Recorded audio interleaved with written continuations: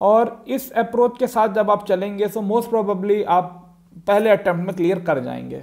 2 official guiding light हमारे पास already available रहती है, previous year questions and syllabus. तो ब्रेड्थ क्या होनी चाहिए, मुझे क्या टॉपिक्स पढ़ने हैं इस एग्जाम के लिए, ये मुझे सिलेबस से पता लग जाएगा।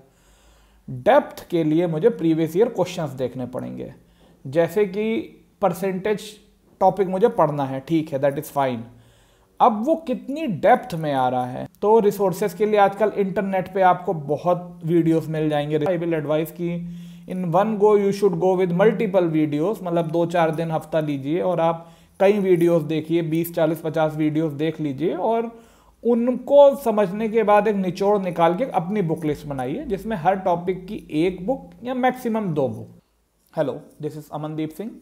I am working as an officer in a public sector bank. I have qualified few government job examinations like IBPS CWE PO, IBPS CWE IT officer, IBPS CWE clerk and SSC CGL pre-examination. I have worked in Career Launcher also as a faculty for banking and SSC aspirants. So I have both the experiences as a candidate how to crack the competitive examination and as a faculty how to make students aware about the approach for cracking competitive examinations. Thank you. So ये question बहुत prevalent है, मुझे कोरा पे YouTube पे अक्सर ये question आता है कि what should be the preparation strategy for bank PO examination. So मेरे समझ से इस एग्ज़ाम की तैयारी शुरू करने से पहले आपको अपना एक्यूमेंट समझना रहेगा और 2 ऑफिशियल गाइडिंग लाइट हमारे पास ऑलरेडी अवेलेबल रहती है, previous year questions and syllabus. So previous year questions and syllabus को हमको ऐसे यूटिलाइज करना है कि syllabus will give me the breadth of the topics which are to be covered. मतलब syllabus of IBPS PO examination देख के मुझे ये समझ में आ जाएगा कि मुझे क्वांटिटेटिव एप्टीट्यूड पढ़ना है, उसमें हमारा परसेंटेज को टॉपिक को पढ़ना है, प्रॉफिट एंड लॉस के टॉपिक को पढ़ना है, बट मुझे ज्योग्राफी नहीं पढ़ना है, हिस्ट्री नहीं पढ़ना है। तो ब्रेड्थ मेरे सिलेबस की क्या होनी चाहिए, मुझे क्या टॉपिक्स पढ़ने हैं इस एग्ज़ाम के लिए, ये मुझे सिलेबस से पता लग जाएगा। डेप्थ के लिए मुझे प्रीवियस ईयर क्वेश्चंस देखने पड़ेंगे, जैसे कि परसेंटेज टॉपिक मुझे पढ़ना है, ठीक है, दैट इज़ फाइन। अब वो कितनी डेप्थ में आ रहा है, वो क्या पूछ रहे हैं, 25% ऑफ 300 या मुझसे कितना कॉम्प्लिकेटेड पूछ रहे हैं कि एक शॉपकीपर ने 10% का डिस्काउंट दे के फिर उसमें 25% का और डिस्काउंट दिया तो इवेंचुअली कितना डिस्काउंट हो गया। मतलब किसी टॉपिक से कितने डेप्थ के क्वेश्चन आ रहे हैं वो आपको प्रीवियस ईयर क्वेश्चन से पता लगेंगे, पिछले 5-10 साल के क्वेश्चन आप देख सकते हैं। सो ये सबसे बेसिक गाइडिंग लाइट्स हैं आपके पास इस बैंक एग्जामिनेशन की तैयारी के लिए। अब मेरा ऐसा मानना है कि आप जब भी सोच रहे हैं कि मुझे इस एग्ज़ाम की तैयारी करनी है तो आप सबसे पहले पिछले साल का या उससे पिछले साल का पेपर लीजिए और एग्ज़ाम लाइक सिचुएशन में उसको अपीयर करिए to understand the actual gap which you are having right now even before starting of the preparation. तो मान लीजिए आपने पिछले साल का पेपर लिया और एग्ज़ाम लाइक सिचुएशन में, मतलब वही टाइम फ्रेम आपने खुद को एलोकेट किया है कि स्टॉप वॉच से 1 घंटे का या 2 घंटे का, यानी 2 घंटे का पेपर है तो आपने 2 घंटे का स्टॉप वॉच लगाया और आप बैठ गए उसको अपीयर करने और आपको किसी की भी हेल्प नहीं लेनी उसमें। एग्ज़ाम लाइक सिचुएशन है कि मतलब आपको खुद से करना है, ना इंटरनेट की हेल्प ना किसी फ्रेंड रिलेटिव की हेल्प। और आप देखिए कि आप उसको कितना नंबर लेके आ पाए हैं। मान लीजिए आपने 200 नंबर का पेपर था पिछले साल का मेंस का IBPS का और आपके उसमें आए 72 नंबर।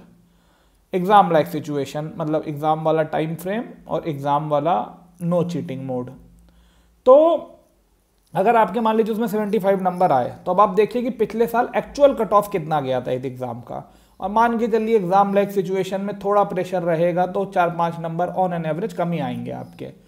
तो आप देखिए पिछले साल अगर तो कट ऑफ गया था 80 नंबर, तो आपको सही है बेसिक अंडरस्टैंडिंग, आपको थोड़ा मेहनत करनी है और मॉक्स ज़्यादा देने हैं, रिवीजन ज़्यादा करना है और आपका प्रिपरेशन सही है। और मान लीजिए कट ऑफ गया था 140 नंबर इसी पेपर का और आपके 75 ही आए हैं, तो मतलब गैप है काफ़ी, आपको काफ़ी एफर्ट लगाना पड़ेगा।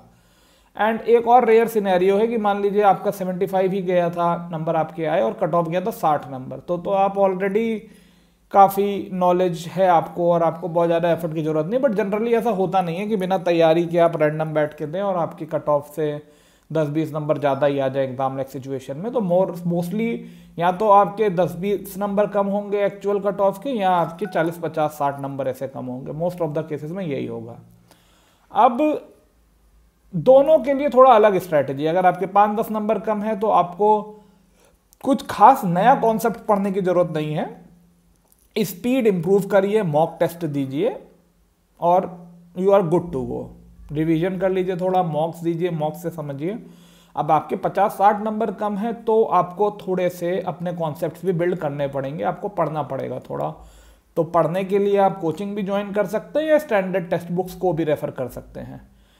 अब इन दोनों ही अप्रोच में आपको थोड़ा सा अपने हिसाब से सूटेबिलिटी चूज करनी पड़ेगी। आपको क्या बेटर है भाई, कोचिंग आपको बेटर लग रहा है, कोचिंग में शेड्यूल बन जाता है, कोचिंग में आपको मटेरियल मिल जाता है ज़्यादा रेलेवेंट, तो आप कोचिंग जा सकते हैं। Otherwise coaching is not a must for this examination. मतलब मैंने पर्सनली कभी कोचिंग नहीं करी थी, टेस्ट सीरीज ज्वाइन करी थी 3-4। अब अगर आपका रिसोर्सेज आपको खुद डिसाइड करने हैं, कोचिंग नहीं ज्वाइन कर रहे हैं, तो रिसोर्सेज के लिए आजकल इंटरनेट पे आपको बहुत वीडियोस मिल जाएंगे रिसोर्सेज के। आप एक बार में मैं सलाह दूंगा, आई विल एडवाइस कि in one go you should go with multiple videos. मतलब 2-4 दिन हफ्ता लीजिए और आप कई वीडियोस देखिए, 20-40-50 वीडियोस देख लीजिए और उनको समझने के बाद एक निचोड़ निकाल के अपनी बुक लिस्ट बनाइए, जिसमें हर टॉपिक की एक बुक या मैक्सिमम 2 बुक। जैसे मान लीजिए क्वांटिटेटिव एप्टीट्यूड की अरुण शर्मा और एम टायरा आपको समझ में आई कि आपको अरुण शर्मा पूरी करेंगे, एम टायरा सेलेक्टिवली कर लेंगे। ऐसे हर टॉपिक की आप अपनी बुक लिस्ट एक डिसाइड कर लीजिए। अब इस बुक लिस्ट को डिसाइड करने के बाद you should stick with it. अब कोई और टॉपर कोई दूसरी बुक लिस्ट बोल रहा है तो आप उस तरफ मत अट्रैक्ट होइए। You should be stable minded कि हाँ मेरी ये बुक है, होगा तो इसी से होगा, और अगर नहीं होगा तो it is not the fault of the book list. इसके बाद आप एक प्लानिंग करिए, मैक्रो और माइक्रो प्लानिंग। मान लीजिए आपके एग्जाम को 6 महीने हैं, तो आप ऐसे करिए कि हाँ 1 महीने में आपका क्वांट हो जाएगा, इसी के साथ पैरेलल में आप 2 महीने में रीजनिंग कर लेंगे। ऐसा एक आपका मैक्रो प्लान हो गया, मंथ वाइज या पूरा टाइम फ्रेम आपके पास जो भी है एग्जाम में अपीयर होने के लिए उसका। और एक माइक्रो प्लानिंग की daily, weekly, maybe early. कि डेली वाला वैसे मेरे समझ से ठीक है कि डेली आप 4 घंटे पढ़ रहे हैं तो आज आपका 29 सितंबर 2023 को आपको ये टॉपिक कंप्लीट कर लेंगे, परसेंटेज का 1/3 पोर्शन कंप्लीट कर लेंगे। ऐसे माइक्रो प्लानिंग हो गई। माइक्रो प्लानिंग मेरी समझ से डे वाइज तक ठीक है, आर्ली बेसिस भी आप कर सकते हैं। उसके बाद आपका बचता है मोटिवेशन का। ये भी बहुत बड़ी डिबेट है कि मोटिवेशन ज़्यादा इंपॉर्टेंट है कि discipline. I am not sure क्या बोलना चाहिए, लेकिन डिसिप्लिन ही आपको इवेंचुअली लेके जाएगी। मोटिवेशन तो फ्लक्चुएट होता रहेगा, आज मोटिवेशन ज़्यादा है कल कम है, बट इवेंचुअली डिसिप्लिन अगर आप हैं कि हाँ रोज़ सुबह 5 बजे उठना है, पढ़ना है, इररिलेवेंट ऑफ कि आपका आज कैसा मूड है, क्या मोटिवेशन है। So discipline is the key probably, but हाँ मोटिवेशन भी कई लोगों के लिए काम करता है। और इस अप्रोच के साथ जब आप चलेंगे तो मोस्ट प्रोबेबली आप पहले अटेम्प्ट में क्लियर कर जाएंगे।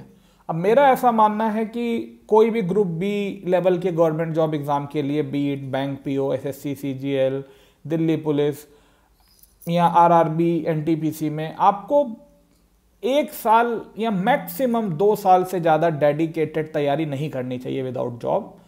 अगर इससे इतने टाइम में भी आपका नहीं हो रहा है and you have given the required efforts, आपने 6-8 घंटे, अगर आप देखिए जॉब नहीं कर रहे हैं, कुछ नहीं कर रहे हैं, ग्रेजुएशन में भी नहीं है, आपका कोई क्लासेस नहीं है, जॉब नहीं है, तो आपको 6 घंटे या 8 घंटे तो पढ़ना ही चाहिए। Otherwise it is not justice to your time कि आप कुछ कर भी नहीं रहे हैं। भाई 4-6 घंटे तो जॉब करते हैं और जॉब के साथ एग्जाम क्रैक करते हैं, यूपीएससी एसएससी का, वो तैयारी कर ले जाते हैं यार, उतना टाइम तो वो मैनेज कर लेते हैं। आप अगर खाली बैठ के सिर्फ तैयारी कर रहे हैं और 6-8 घंटे नहीं पढ़ रहे हैं तो दिस इज़ नॉट फेयर। मतलब मैं आपको अपना बताऊं, मैंने भी 1-2 साल के डेडिकेटेड तैयारी के बाद क्यों Career Launcher as a faculty join कर लिया था, बिकॉज आई थॉट कि I am not doing justice to my time. मतलब उतना सिलेबस बचा भी नहीं है पढ़ने को। देखिए पढ़ने को तो रिसोर्सेज की कमी नहीं, आप कुछ भी पढ़ते रहिए, मे बी एग्जाम में आए ना आए, उसका कॉस्ट बेनिफिट एनालिसिस जो भी हो, लेकिन हाँ इन जनरल मुझे ऐसा लगता था कि मैंने उतना रिसोर्सेज पढ़ लिया 1-2 साल में सफिशिएंट कि अब मैं बैंक की तैयारी अगर करता भी हूँ तो मैं 2-3 घंटे डेली अपने रिवीजन के साथ आराम से क्रैक कर ले जाऊँगा। तो बहुत ज़्यादा मुझे पढ़ने का रिसोर्सेज दिख भी नहीं रहा था एग्ज़ाम क्रैक करने के लिए, और मुझे ये भी लगा कि अब साइड इनकम भी आ जाएगी और कोचिंग में ही जा रहा हूँ तो पढ़ाई से एसोसिएटेड भी रहूँगा। सो हाँ, मेरा ऐसा मानना है कि 1-2 साल के बाद किसी भी ग्रुप बी लेवल के जॉब के लिए आपको डेडिकेटेड पढ़ने की जरूरत नहीं है। Unfortunately if you are not able to crack the examination in this 1-2 years, और ग्रुप ए जॉब है तो 2 साल या मैक्सिमम 3 साल, मतलब मुझे नहीं लगता उसके लिए भी इतना वर्थ है। मतलब ये ट्रैप सा रहता है, आप तैयारी करते चले जाएंगे, इसका कोई एंड नहीं है, अपना आप यूथफुल ईयर्स भी वेस्ट कर रहे हैं। मतलब it's not majorly about your money, but the primary concern I have is कि आप अपना टाइम वेस्ट कर रहे हैं। टाइम बहुत बड़ी करेंसी है। सो इस अप्रोच को आप फॉलो करिए, और अगर कोई दिक्कत हो तो you can comment and contact me. Thank you. If you have come till this time stamp, it's great. So if you like my videos and want me to make more such videos, show your gesture of support by hitting on like, share and subscribe. And do let me know in the comment section that you want me to make our next video on which topic.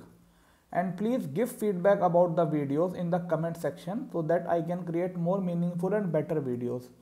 So इससे मुझे पता लगेगा कि मुझे अपने video content में क्या add करना है, क्या माइनस करना है, क्या इम्प्रूव करना है। Thank you.